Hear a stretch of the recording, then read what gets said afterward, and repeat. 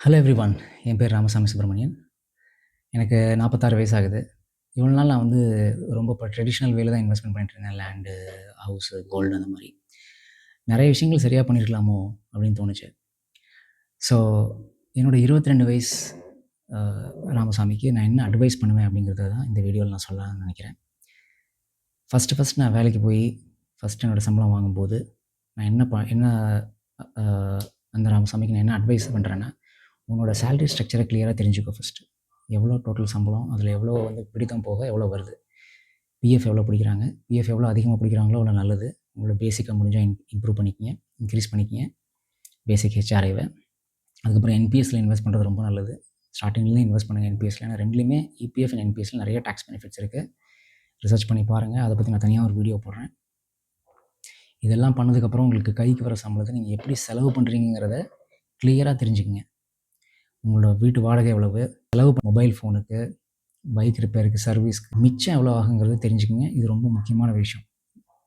முதல்லயே வந்து உங்களுக்கு மாச சம்பளத்தில எவ்வளோ மிச்சமாகும்னு தெரிஞ்சிருச்சுன்னு சொன்னா, அந்த அமௌண்ட்ட நீங்க எடுத்து உங்களோட இன்வெஸ்ட்மென்ட் ஜர்னிய ஆரம்பிச்சிடலாம். சரிங்களா?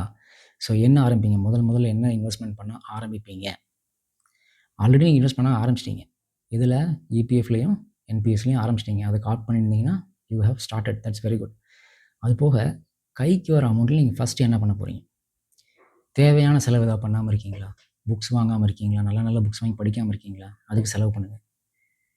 ஏதாவது ஒரு நல்ல ட்ரெய்னிங் அப்ஸ்கில் பண்ண முடியும்னு நினைக்கிறீங்களா? அதுக்கு இன்வெஸ்ட் பண்ணுங்க. தேவையில்லாத செலவு இருந்தா கட் பண்ணுங்க. ஏதோ ஒரு Netflix சப்ஸ்கிரிப்ஷன் போட்டிருக்கீங்க, பார்க்கவே இல்ல, யூஸ் பண்ணவே இல்லையா? கட் பண்ணுங்க. ஜிம் சப்ஸ்கிரிப்ஷன் போட்டீங்களா? அதுக்கு நீங்க வந்து யூஸ் பண்ணவே இல்லையா? இந்த ஒரு வருஷம் ஃபுல்லா வீணா போச்சா? ரூ. 20,000 கட்டினேன் ஜிம்முக்கே போல. அடுத்த வருஷம் கட் பண்ணுங்க. இல்லாட்டி அதுக்கு ஏத்த மாரி சப்ஸ்கிரிப்ஷன மாத்திக்கங்க. வாரத்துக்கு 1 நாள் போனா கொஞ்சம் செலவு கம்மியா கன்டின்யூ பண்ணுங்க.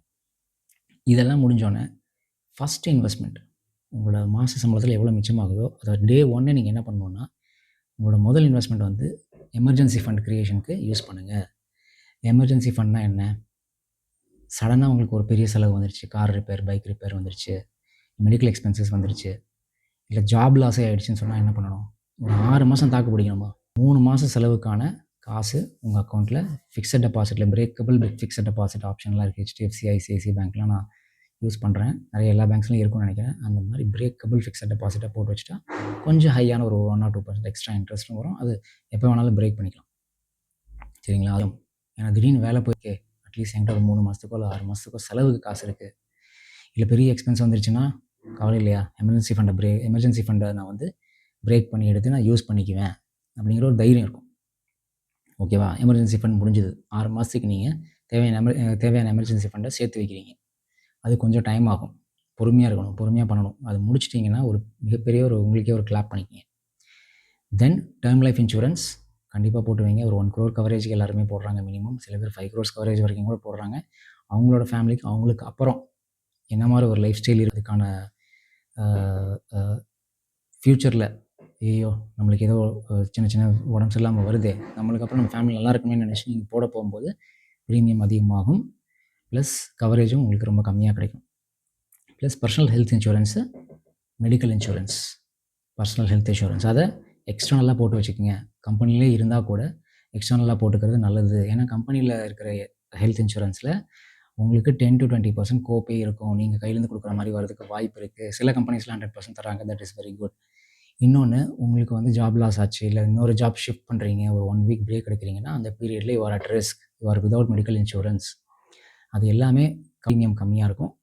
அது ஒரு வேஸ்ட்டான இன்வெஸ்ட்மெண்ட்டா நெறைய பேர் பார்த்துட்டு பண்ணாம விட்டுருவாங்க. அதுக்கப்புறம் கவர் பண்ணிட்டு 100% கவரேஜோட ஒரு 10 லேக்ஸ் கவரேஜ் போட்டு வச்சுட்டீங்கன்னா, யங் ஏஜ்ல உங்களுக்கு பிரீமியமும் கம்மியா இருக்கும்.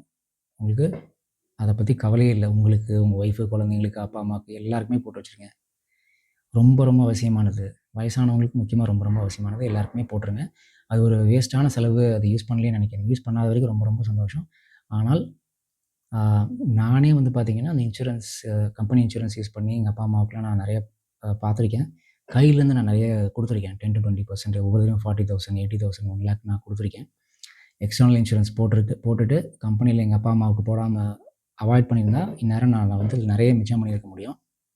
அத நான் பெரிய மிஸ்டேக் பண்ணிட்டேன். இப்ப தான் ரீசென்ட்டா ஒரு 2 இயர்ஸ்க்கு முன்னாடி தான் நான் அதெல்லாம் பண்ணியிருக்கேன் கரெக்ட்டா. சரிங்களா? இப்போ ஹெல்த் இன்சூரன்ஸும் வாங்கியாச்சு. இது எல்லாமே பண்ணதுக்கப்புறம் உங்களுக்கு எவ்வளோ மிச்சமாகுங்கிறது தெரியும் இல்லையா? மந்த்லி எக்ஸ்பென்சஸில்.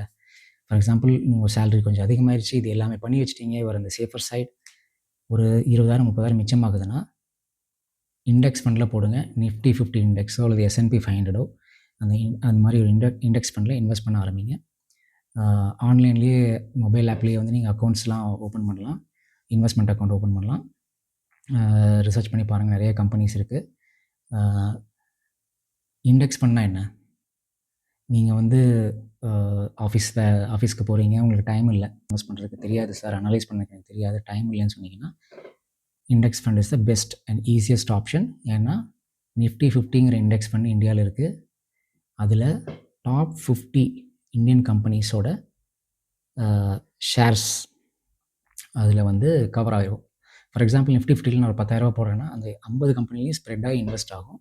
டாப் 50 கம்பெனிஸ், நான் எந்த அனாலிசிஸும் பண்ண வேண்டாம். அந்த இண்டெக்ஸில் இருக்கிற டாப் 50 கம்பெனிஸ் அதை பேஸ் பண்ணி தான் மார்க்கெட் வந்து 24,000 இருக்குது, அதுலேருந்து 26,000 போகுதுன்னு சொல்கிறாங்களே, அந்த வேல்யூவே வந்து இந்த டாப் 50 கம்பெனிஸை வச்சு தான் சொல்கிறாங்க. அந்த டாப் 50 கம்பெனி எப்படி பெர்ஃபார்ம் பண்ணணும் அதுக்கேற்ற மாதிரி தான் நிஃப்டி மூவ் ஆகும். ஸோ RBI வந்து ஒரு அனௌன்ஸ்மெண்ட் பண்ணோன்னே அதுக்கேற்ற மாதிரி கம்பெனிஸ்லாம் பிஹேவ் பண்ணுவோம். ஓகே, ஃபேவரபிளாக இருந்ததுன்னா மார்க்கெட் மேலே போகும். அந்த கம்பெனியோட ப்ராஃபிட் அதிகமாச்சு, நிறைய கம்பெனிஸ்க்கு ப்ராஃபிட் அதிகமாச்சுன்னா மார்க்கெட் மேலே போகும். ஸோ நீங்கள் எந்த ஒரு அனலைசிஸும் பண்ண வேண்டாம். நிஃப்டி 50ல் சிம்பிளாக இன்வெஸ்ட் பண்ணுறது ரொம்ப ரொம்ப ஈஸியான ஒரு விஷயம். S&P 500 அதே மாதிரி தான், அது அமெரிக்காவில். இந்தியாவில் நிஃப்டி 50 மாதிரி S&P 500 வந்து அமெரிக்காவில் இருக்குது. இந்தியாவும் பெர்ஃபார்ம் பண்ணுறதை பொறுத்து தான். சரிங்களா? ரெண்டுலேயும் பாதி போடுறது ரொம்ப ரொம்ப நல்லது. இப்போ S&P 500லாம் ஈஸியாக இங்கேருந்து நம்ம பண்ண முடியும். இண்டெக்ஸ் ஃபண்டில் பண்ணலாம், ETF பண்ணலாம். ஸோ இதெல்லாம் நீங்கள் பண்ணி வச்சிட்டிங்க அப்படின்னு சொன்னால் முக்கியமாக என்ன பண்ணணும்னா, இந்த இன்வெஸ்ட்மெண்ட் மந்த்லி இன்வெஸ்ட்மெண்ட் சொன்னேன் இல்லையா, நிஃப்டி 50ல் பண்ணுங்கன்னு, அதை வந்து ஆட்டோமேட் பண்ணி வச்சுருங்க. ஆட்டோமேட்னா உங்கள் சேலரி வந்தோன்னே அதுவே டிடெக்ட் ஆகி அந்த அக்கௌண்ட்டுக்கு போயிடும் அப்படிங்கிற மாதிரி பண்ணுறேன். ஏன்னா இன்வெஸ்ட்மெண்ட்டுங்கிறது ரொம்ப ரொம்ப இதுதான் வந்து உங்களுக்கு மேஜர் வெல்த்தை க்ரியேட் பண்ணும். இதில் நீங்கள் இன்வெஸ்ட் பண்ணுறது, அந்த நிஃப்டி 50ல் நீங்கள் இன்வெஸ்ட் பண்ணுறது ஒரு 40 இயர்ஸ் வரைக்கும் கண்டினியூ பண்ணிங்கன்னா that will create huge wealth definitely. ஏன்னா based on last 10-15 years performance of Nifty 50 பார்த்தீங்கன்னா 11.5லேருந்து ஒரு 12.5-13% வரைக்கும் ரிட்டர்ன்ஸ் கொடுக்குது. ஃபிக்ஸட் டெபாசிட்டில் போட்டால் எவ்வளோ கொடுத்துருக்கோம்? 6-7%. அதுலேயும் பார்த்திங்கன்னா உங்களுக்கு இன்கம் டேக்ஸ் ஸ்லாப் இருக்குது, டாக்ஸபிள். இது வந்து இதுக்கும் டேக்ஸ் இருக்குது. நிஃப்டி 50ல் பர்சன்டேஜ் ஆஃப் க்ரோத் எவ்வளவு? 5-6% மோர் தென் தட். இன்ஃப்ளேஷனை நீங்கள் பீட் பண்ணிடுவீங்க. விலைவாசி உயர்வுக்கு 40 இயர்ஸ் ரிட்டையர் ஆகணுமா, அதுக்கேற்ற மாதிரி நீங்கள் கோல் செட் பண்ணி இன்வெஸ்ட்மெண்ட் பண்ணிகிட்டே போகலாம். சேலரி இன்க்ரீஸ் பண்ணுங்கள், அப்ஸ்கில் பண்ணுங்கள். மாதம் பண்ணுற இன்வெஸ்ட்மெண்ட் நான் சொன்னேன் இல்லையா, 20,000 ஸ்டார்ட் பண்ணுறது, அடுத்த வருஷம் 25,000 ஆக்குங்க, அதுக்கு அடுத்த வருஷம் 35,000 ஆக்குங்க, 50,000 ஆக்குங்க. இன்வெஸ்ட்மெண்ட் அதிகம் பண்ணி வேலை மாறும்போது அதிகமான உங்களுக்கு இன்கம் வரும். இதெல்லாம் பண்ணிட்டீங்கன்னா at the age of 25, if you have done all these things and you have started investing in market, you are in a fantastic position. Just do that. When you reach 40, you will see how big it is. நீங்கள் நினச்சே பார்க்க முடியாத அளவுக்கு உங்களுக்கு சேர்ந்துருக்கும். ஆனால் இதனால் வந்து என்னங்க எல்லா பணத்தையும் நான் இன்வெஸ்ட்மெண்ட்லேயே போடுறேன்னான்னு கேட்காதீங்க. தேவையான செலவெல்லாம் பண்ணிவிட்டு அப்புறம் போடுங்க. உங்கள் பேரண்ட்ஸ்க்கு நீங்கள் சப்போர்ட் பண்ணணுமா, உங்கள் ஃபேமிலி மெம்பர்ஸ்க்கு சப்போர்ட் பண்ணணுமா, ஃப்ரெண்ட்ஸ்க்கு யாராவது ஹெல்ப் பண்ணணுமா, எல்லாமே பண்ணது போக மிச்சம் இருக்கிறத இன்வெஸ்ட் பண்ணிக்கிட்டே இருங்க. அது இன்வெஸ்ட் பண்ணாமல் வச்சுருந்தீங்கன்னா என்ன ஆகுனா, ஃபிக்ஸட் டெபாசிட்டில் போட்டு வைப்பீங்க, அதுக்கு ரொம்ப கம்மியான இன்ட்ரெஸ்ட் கிடைக்கும். அப்புறம் யாராவது சொல்கிறாங்கன்னு சொல்லி எங்கேயாவது போய் லேண்டை வாங்குவீங்க, அப்புறம் அது க்ரோ ஆகாமல் இருக்கும், அது வெளி போடணும், அப்புறம் விற்கிறதுக்கு கஷ்டப்படணும். இதெல்லாம் பண்ணுறதுக்கு பதிலாக இந்த மாதிரி இன்வெஸ்ட்மெண்ட்டில் பண்ணிட்டீங்கன்னா உங்கள் கண்ட்ரோல் இருக்கும். எப்போ வேணாலும் நீங்கள் விற்க முடியும். ஆனால் idea is not to sell, keep it for long term. சரிங்களா? So I'm not a SEBI certified SEBI registered investment advisor. இதெல்லாம் என்னோட பர்சனல் எக்ஸ்பீரியன்ஸில் என்னோட 22 year old ராமசாமிக்கு பொசிஷன் பெனிஃபிட் ஆவீங்கன்னு நினைக்கிறேன். உங்களுக்கு எந்த விஷயம் பிடிச்சிருக்கோ அதை நீங்கள் கமெண்ட்டில் சொல்லுங்கள். இல்லை இதை மாதிரி உங்களுக்கு வேறு ஏதாவது வீடியோ இதை டபுள் கிளிக் பண்ணி. தேங்க்யூ எவ்ரி ஒன் ஃபார் வாட்சிங் திஸ் ஃபார். Happy investing.